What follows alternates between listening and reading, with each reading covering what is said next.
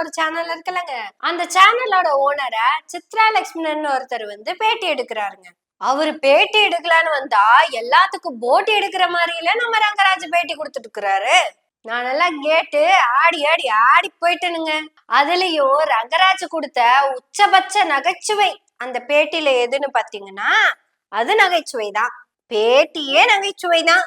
நம்ம ரங்கன் என்ன பேசியிருக்கிறாருன்னு கேட்டுருங்க, அப்புறம் நாம பேசுவோம். 300-400 கோடி ரூபாய் எய்ம்ஸுக்கும் பல்கலைக்கழகத்துக்கும் நம்ம அல்லாடிட்டு இருக்கோம். அதுக்கு சென்ட்ரல் கவர்மெண்ட் கொடுக்குமா, ஜைகா கடன் கொடுக்குமான்னு 3000 கோடி 4000 கோடி கிடைக்கும். நம்மகிட்ட 1500 கோடி ரூபாய் மாசம் செலவழிக்கிறோம். 2500 கோடி ரூபாய் போட்டா சொந்தமா நம்ம எய்ம்ஸ் கட்டலாம். ரங்கன் என்ன சொல்ற அப்படின்னாங்க, நம்ம ஊர் பெண்களுக்கு மாசம் 1000 ரூபாய் கொடுக்குறோம்லங்க, அதுங்க 1500 கோடி நம்ம மாசம் செலவு பண்றோமாமா. ஆனா எய்ம்ஸ் கட்டுறதுக்கு டெல்லி பணம் கொடுப்பியா, ஜப்பான் பணம் கொடுப்பியான்னு காத்துக்கிட்டு கிடக்குறோமாமா. இந்த 2500 கோடி ரூபாவை சேர்த்து வச்சோம்னா நம்மளே சொந்தமா ஒரு எய்ம்ஸ கட்டி போடலாமாமா. ஏனுங்கிறங்க, உங்களுக்கு தெரியாது போல, எங்க ஊர்ல மாவட்டத்துக்கு ஒரு பெரிய ஆஸ்பத்திரி, மாவட்டத்துக்கு ஒரு மருத்துவ கல்லூரி இருந்துட்டு தானுங்க இருக்கு. ஏனுங்க, இன்னொரு விஷயம் என்னன்னா, இந்தியாலயே வச்சு கவர்மெண்ட் மெடிக்கல் சீட்டு அதிகமா இருக்கிறது தமிழ்நாட்டுல தானுங்க. இதெல்லாம் ரங்கனுக்கு தெரியாதா? நல்லா தெரியுமுங்க. அப்புறம் எய்ம்ஸ் கட்டுறது டெல்லியோட வேலை தானே, அவங்க தானே ஆரம்பிச்சிருக்கிறாங்க நம்ம வேலையா? அந்த எய்ம்ஸ் வந்தாதான் நாங்க ஊசி போடுவோம். நாங்கெல்லாம் ஊசி போடாம வெயிட் பண்ணிட்டு கிடக்குறோம். ரங்கா, உனக்கு இப்போ உடம்பு சரியில்லைனா கூட பக்கத்து ஆஸ்பத்திரிக்கு போனா படக்குன்னு ஊசியை குத்தி அமுச்சு போட்டுவாங்க. எய்ம்ஸ் கட்டுறவங்களுக்காக எய்ம்ஸ் கொண்டு வரேன் நம்மளை எல்லாம் ஏமாத்திக்கிட்டு இருக்கிறது டெல்லி தான். அது உங்களுக்கு புரியல. அப்புறம் எங்க கிட்ட இருக்கிற பணத்தை வச்சு எங்க மாநிலத்துல நாங்க எத்தனை எய்ம்ஸ் வேணாலும் கட்டிடுவோம். ஏன் உங்ககிட்ட எய்ம்ஸ் கட்டுறதுக்கு பணம் இல்லையா நாங்க எப்படி கேக்குறது? இப்போ இந்த ஒன்றிய அரசுக்கு இந்தியால ஏதாவது ஒரு இடம் இருக்க, நீ எங்க போய் கை வச்சாலும் அது ஒரு மாநிலம், அது ஒரு மாவட்டம். என்ன ரங்கா நீ இப்படி நாங்க கட்டி வச்ச மெடிக்கல் காலேஜ்லயும் மெடிக்கல் ஹாஸ்பிட்டல்லையும் தான் நீங்கெல்லாம் நீட்டுங்கிற பேர்ல உள்ள அழிச்சாட்டியம் பண்ணிட்டு தெரியுறீங்க. இதுல எய்ம்ஸ் நாங்களே செலவு பண்ணி கட்டி அந்த எய்ம்ஸ் உங்க கையில தூக்கி கொடுக்கணுமாமா. அப்புறம் உங்களுக்கு என்ன அங்க உட்கார்ந்து மணியாற்ற வேலையான்னு நாங்க உங்களை கேட்கல, நீங்களே அவங்க கிட்ட கேட்டுக்கங்க. ரங்கன் மேலும் சொல்வது என்னவென்றால் நீங்களே கேட்டு தெரிஞ்சுக்கங்க. கம்மியா இருக்கு, இந்தியாவோட வளர்ச்சி விகிதம் அதிகமா இருக்கு. டாப் 5ல இருக்கும். உங்களுக்கு புரியுங்களா? அப்ப டாப் 5ல இருக்குதே அப்படின்னு யோசிக்க கூடாது. அதுக்கப்புறம் ஒரு பாயிண்ட் இருக்கு, அமெரிக்காவுடைய வளர்ச்சி விகிதம் என்னவா இருக்குன்னு பாருங்க. அப்ப அதுல பாத்தீங்கன்னா அமெரிக்காவோட வளர்ச்சி விகிதம் கம்மியா இருக்கு, இந்தியாவோட வளர்ச்சி விகிதம் அதிகமா இருக்கு. நீங்க பாத்தீங்கன்னா தமிழ்நாட்டுல தொழில் மையங்கள் ரொம்ப பியூட்டிஃபுல்லா இருக்கக்கூடிய இடங்கள் பாத்தீங்கன்னா சிவகாசி, பொள்ளாச்சி, திருப்பூர், தூத்துக்குடி, கோயில்பட்டி, கோயம்புத்தூர், இது மாதிரி நிறைய நகரங்களை சொல்லிட்டே போலாம். இது எதுவுமே அரசாங்கத்தால் வளர்ந்த இடங்கள் இல்ல, அந்தந்த ஊர்ல இருக்கக்கூடிய தொழிலாளர்களால் வளர்ந்து. உங்களுக்கு புரியுங்களா? எண்ணூர் அப்படின்னா அது துறைமுகத்தினால் வளர்ந்தது. கடலூர் அப்படின்னா என்எல்சினால் வளர்ந்து, இப்படி சொல்லலாம். ஆனா நான் சொன்ன அந்த ஊர் பொள்ளாச்சியோ, திருப்பூரோ, கோயில்பட்டியோ, சாத்தூரோ, விருநூரோ, சிவகாசியோ, இதெல்லாம் அவர்களாக வளர்ந்த அந்த ஊர்ல இருக்கக்கூடிய பெருமக்கள் எல்லாம் உழைச்சு கஷ்டப்படும். அப்ப அரசாங்கத்தோட ரோல் என்னங்கிற கேள்வி. அப்ப இன்வெஸ்ட்மெண்ட்ஸ் இன்னும் பெருசா எடுத்து வளர்ச்சி வீதத்தை யூபியும், பீகாரும், மகாராஷ்டிராவும், மத்திய பிரதேசோடைய வளர்ச்சி வீதத்தை பாருங்க. தமிழ்நாட்டோட வளர்ச்சி இவங்க என்ன சொல்லுவாங்க? ஏனுங்க ரங்கன் சொன்னது கவனிச்சிங்களா? ரொம்ப நாளா நம்ம ஊர்ல பேசிக்கிட்டு இருந்த விஷயத்த ரங்க இப்ப மாத்தி பேசுறாரு. எண்ணூறுங்கிறது அங்க துறைமுகம் இருந்ததுனால மட்டும்தான் எண்ணூறு டெவலப் ஆயிருக்குதாமா. கடலூர் என்எல்சி இருக்கிறதுனால தான் டெவலப் ஆயிருக்குதாமா. இந்த சிவகாசி, கோவில்பட்டி, சாத்தூர், கோயம்புத்தூர், திருப்பூர், ஈரோடு, இது எல்லாம் அங்க இருக்கிற தொழிலதிபர்களால டெவலப் ஆனதாமா. தமிழ்நாடு அரசுக்கு இதுக்குமே எந்த சம்பந்தமும் இல்லைங்க. யாரங்க அந்த 66ல ஆர் வெங்கடராமன் தூக்கி போட்ட அந்த தொழில்நுட்பம் தான் இப்ப இப்படி நிக்குதாக்கு. அப்ப இந்த கோயம்புத்தூர், பொள்ளாச்சி, திருப்பூர், ஈரோடு, இந்த ரோடெல்லாம் எங்க ஊர்க்காரங்களே நின்று போட்டுக்கிட்டாங்க. எங்க ஊர்க்காரங்களே இபி உற்பத்தி பண்ணி எங்க ஊர்க்காரங்களுக்கே மாத்தி மாத்தி அனுப்பிக்கிட்டாங்க. ஆனா இதுக்கு தமிழ்நாடு அரசுக்கு எந்த சம்பந்தமும் இல்ல. அப்படித்தானே? என்னங்க பேட்டி கொடுக்குறங்கிற பேர்ல விஷமா இறக்கிக்கிட்டு இருக்கிற?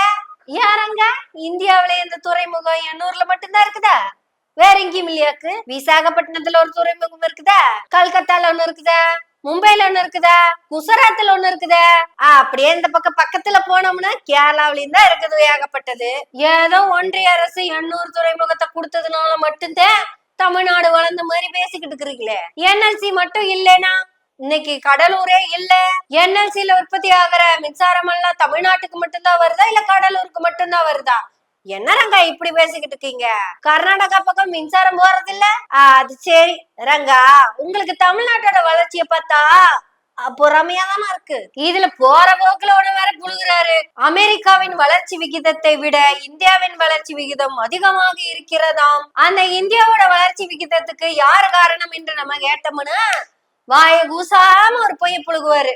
இந்தியாவிலேயே வளர்ச்சி வீதம் 2 இலக்கத்தை தொட்ட ஒரே மாநிலம் தமிழ்நாடு. இதுல பீகார் வளர்ச்சி வீதம் பாட்டே கலப்புதாமே. நாமளும் ரொம்ப நாளா குஜராத் மாடல் கேட் சாலிச்சு போச்சுங்க. இப்போ குஜராத் மாடல் போய் பீகார் மாடல் அப்படின்னு பிச்சுக்கிட்டு வருதுங்க. சரி என்னடா அப்படி பீகார் மாடல்னு தேடலான்னு திரும்பினா நம்ம உமாபதி என்ன இப்ப இந்த ரங்கராஜ் பேசுனதெல்லாம் அவரு கேட்டு போட்டு சரி தமிழ்நாடு தான் வளரலையாச்சே, பீகார் தான் பயங்கரமா டெவலப் ஆயிருக்கே, அங்க போய் பாப்போம் அப்படின்னு கிளம்பி போயிட்டாரு. கிட்டத்தட்ட ஆபீஸ் வீடு எல்லாத்தையும் காலி பண்ணி பீகார்லயே போய் செட்டில் ஆயிடலான்னு கிளம்பி டிரான்ஸ்போர்ட் புக் பண்ணி போயிட்டாரு. அவத்தால போய் இறங்கினா நியூ மாடலுங்க. உலகத்திலேயே இல்லாத டிரான்ஸ்போர்டேஷன்ல இருந்து எல்லா டெவலப்மெண்ட்டும் அங்கதாங்க இருக்குது. ஏனுங்க அங்க பெட்ரோல் டீசல் தேவையில்லைங்களாமா? பேட்டரி கூட தேவையில்லையாமா? எந்த பொல்யூஷனும் இல்லாத டிரான்ஸ்போர்ட்டை தான் அவைய யூஸ் பண்ணிக்கிட்டு இருக்காவ.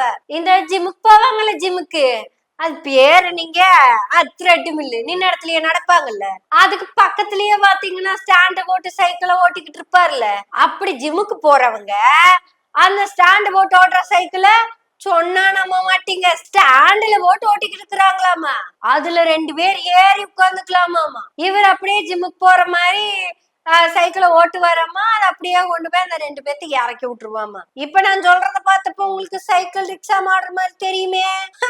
அது தமிழ்நாட்டுல ஒளிஞ்சே 50 வருஷத்துக்கு மேல ஆச்சு.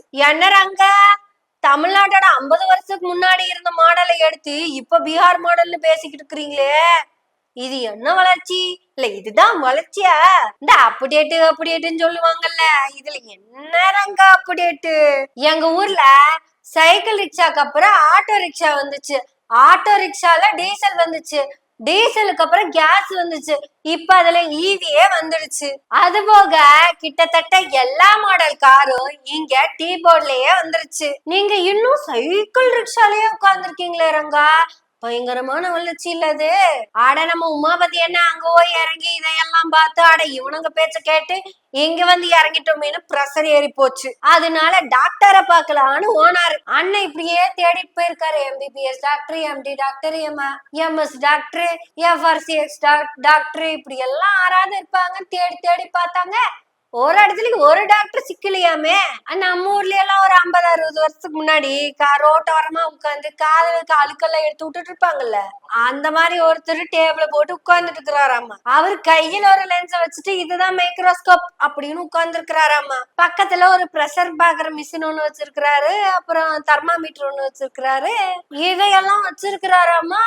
யாருன்னு கேட்டா இவருதான் டாக்டராமா.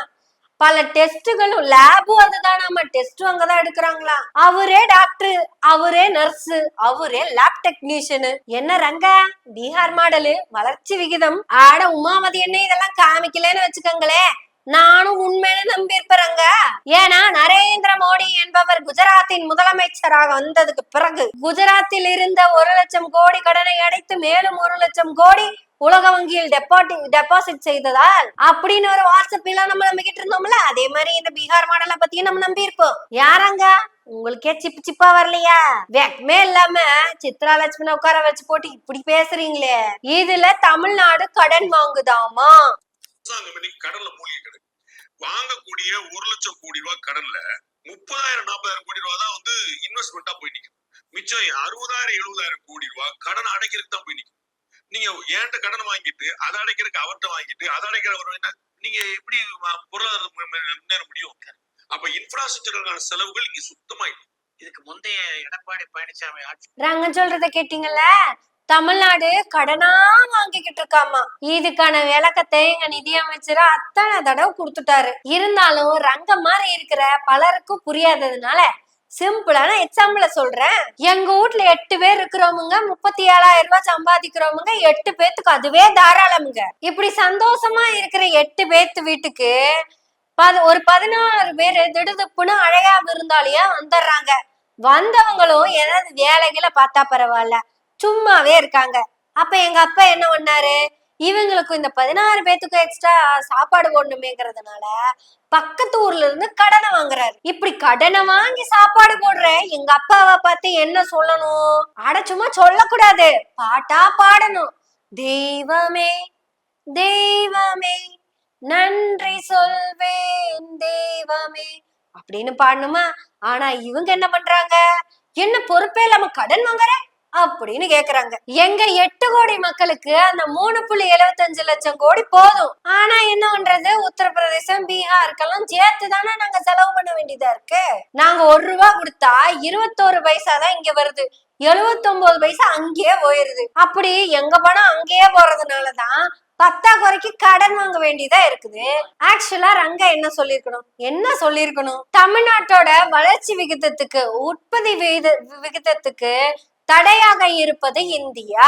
தமிழ்நாட்டோட பணம் எங்கேயும் போகாம தமிழ்நாட்டுக்கிட்டே இருந்துச்சுன்னு வச்சுக்கோங்களேன், இப்ப இருக்கிற 5 லட்சம் கோடி கடனையும் அடைச்சு மேலும் 5 லட்சம் கோடி உலக வங்கியில டெபாசிட் பண்ணிரும். இது மோடி பண்ண வாட்ஸ்அப் டெபாசிட் கிடையாது, உண்மையாவே டெபாசிட் பண்ணும். ஏன்னா தமிழ்நாட்டினுடைய உற்பத்தி திறன் அந்த அளவுக்கு வளர்ந்திருக்கு. 1 ரூபா கொடுத்து 21 பைசா வாங்கி நாங்க வாழ்க்கையை நடத்திட்டு இருக்கும் போதே இந்த அளவுக்கு வளர்ந்துருக்கிறோம். பீகார் கொடுக்குற எத்தனை ரூபா திருப்பி வருதுன்னு மட்டும் யோசிச்சு பாருங்க.